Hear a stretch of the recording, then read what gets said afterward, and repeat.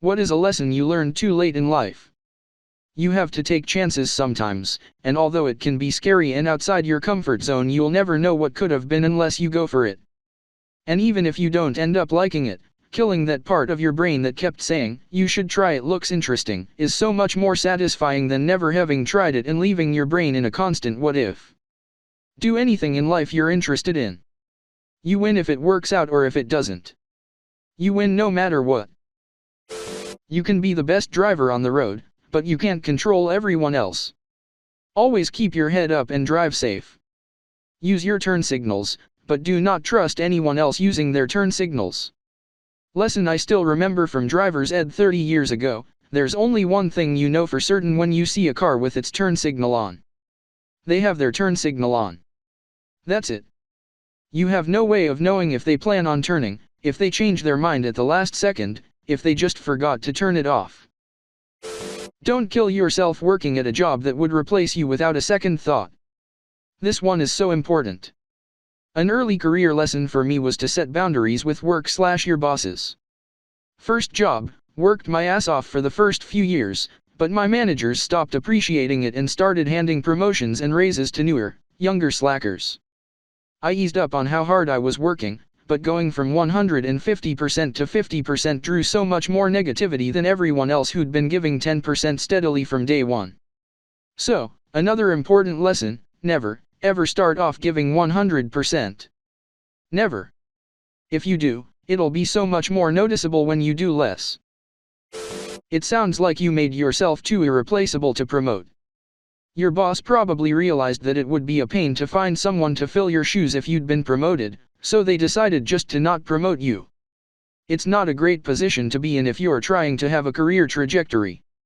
If you don't mind those responsibilities but are bummed about losing out on the higher pay, it wouldn't hurt to bring it up to your boss and try to negotiate some type of raise to compensate you properly. They know what they're doing and want to keep you in that position, so in some ways you really have the upper hand. I've seen people fall into that position before and hate it since they actually wanted the promotions, and then I've also seen people negotiate up to a ridiculously high salary/wage that actually reflects the work they were doing. This happened to me, sort of. I, and my manager, saw a project that was absolutely going to fail to deliver on the timetable discussed. I was supporting the older core service that it was replacing, which itself was close to failing due to age and neglect. We discussed it and decided to uprev and fix it should the new project not make it on time.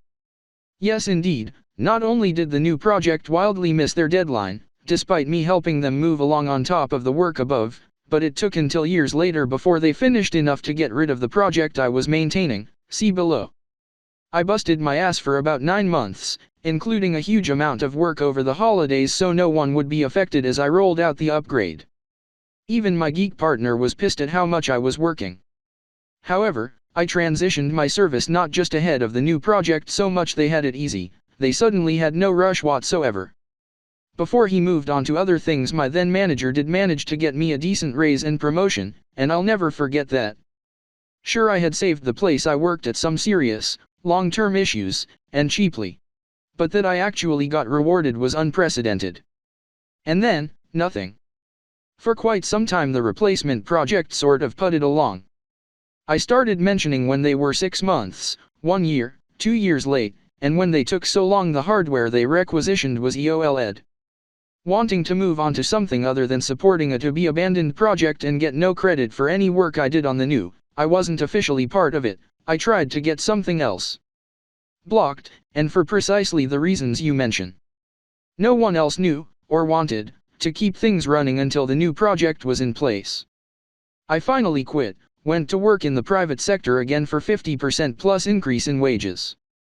I heard word some 4 years later they finally retired my old stuff, more than 6 years after I initially finished it. I used to feel so guilty about having primarily short-term friendships that weren't super deep.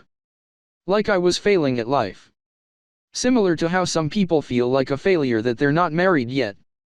What really helped me was applying Marie Kondo's methods. She has this thing where you thank an object for the purpose it fulfilled. Like if you got an ugly sweater as a gift, its purpose wasn't to become your most worn sweater, but to increase yours and the giver's joy when it was gifted. If it fulfilled that purpose, you don't need to feel guilty about parting with it. A friendship could be transient, but that doesn't mean it was worthless. I think back on all those people I was kind of friends with and wonder how that moment with them fit into the rest of my life. Was there something I learned from them? Did they learn something from me? Did we help each other through an awkward moment, even something as simple as a class project? Did we boost each other up emotionally, maybe by laughing at a funny joke or having a conversation at some random party? Yes, deep friendships are still good for everyone to have, but there's value to short, shallow relationships.